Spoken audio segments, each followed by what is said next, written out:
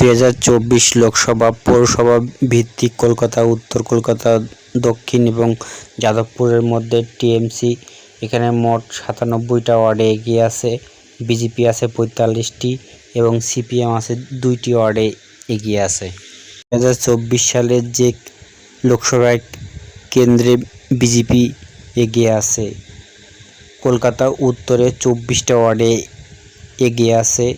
তারপরে কলকাতা দক্ষিণে 20টি ওয়ার্ডে এগিয়ে আছে। যাদবপুরে 1টি ওয়ার্ডে এগিয়ে আছে বিজেপি।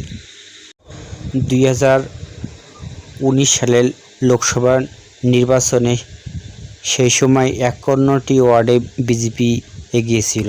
2021 সালে বিধানসভায় বিজেপি পৌরসভায় 12টি ওয়ার্ডে এগিয়েছিল মাত্র।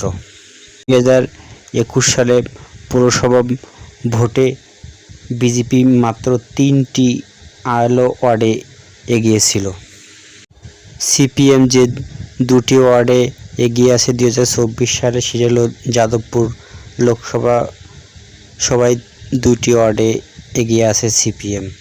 2024 সালের লোকসভা ভোটে যে কলকাতা পৌরসভায় যে ভিআইপি যে 12 চেয়ারম্যান ওয়ার্ডে যে বিজেপি এগিয়ে, প্রথম হলো জুই বিশ্বাস, তিনি ছিল চেয়ারম্যান ছিল।